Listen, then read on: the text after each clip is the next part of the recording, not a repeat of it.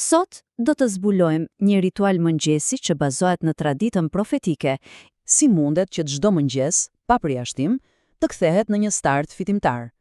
Le të shohim disa hapa shumë konkret dhe të thjesht për të arritur këtë. Thelbi gjithë kësaj qëndron në një metaforë teje të fuqishme. Imagjinoni sikur çdo natë ndërsa flem na lidhen 3 nyje shpirtërore dhe detyra jonë e parë sapo hapim syt është i zgjidhim këto nyje. Kjo është mënyra për të çliruar energjinë tonë të plot. Okej, atëherë, le të kalojmë te pjesa praktike. Gjithçka fillon tamam në momentin që hapim syt. Janë vetëm 2 veprime të vogla, por që bëjnë një ndryshim të jashtëzakonshëm. Veprimi i parë është diçka fizike, fshirja e fytyrës me duar, një zakon i profetit, paqja dhe mëshira e Zotit qofshin mbi të. Ky veprim i thjesht stimulon qarkullimin e gjakut dhe na ndihmon të dalim nga ajo mjegulla e gjumit. Pastaj vjen hapi i dytë, ai shpirtërori. Edhe ky është vendimtar. Para se dora të shkojë te telefoni, gjëja e parë që bëjmë është të fillojmë me një lutje falënderimi. Kjo lutje është si një dozë adrenaline shpirtërore. Na kujton se na është dhënë edhe një ditë tjetër, një dhuratë. Kjo e vendos tonin e dur që në sekondën e parë, një ton mirënjohjeje, përpara se dita të fillojë realisht. Dhe tani, arrim te thelbi i çështjes. A ju kujtohen ato 3 nyjet për të cilat folëm? Këtu fillon transformimi i vërtet i mëngjesit.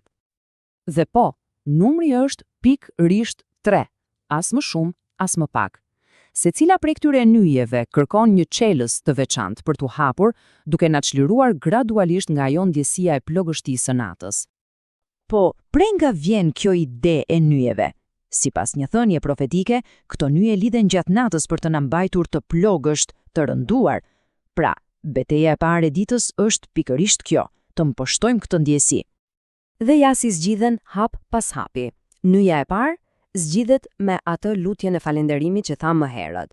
Për nyjen e dytë, çelësi është abdesi. Pastrimi ritual me ujë na freskon jo vetëm fizikisht, por edhe shpirtërisht. Dhe nyja e tretë, e fundit, zgjidhet me faljen e namazit të agjimit.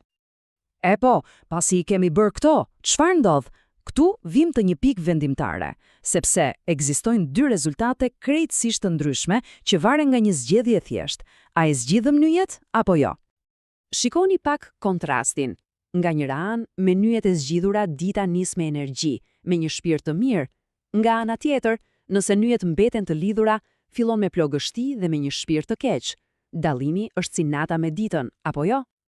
Dhe kjo nuk është thjesht një hamendësim, është një parim i qartë që vjen nga tradita profetike. Thënia është e prerë, zgjohesh aktiv dhe me shpirt të mirë, ose zgjohesh i plogësht dhe me shpirt të keq. Kjo do të thotë që kontrolli është në dorën tonë.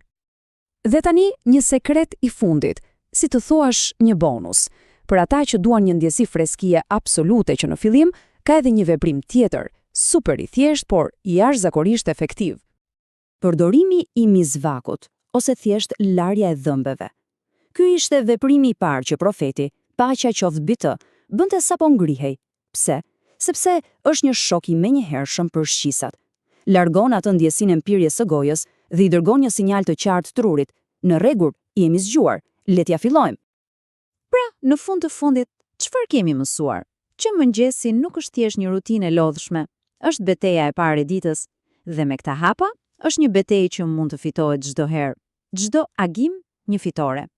Pyetja mbetet, si do të nisë betejë e nesërme?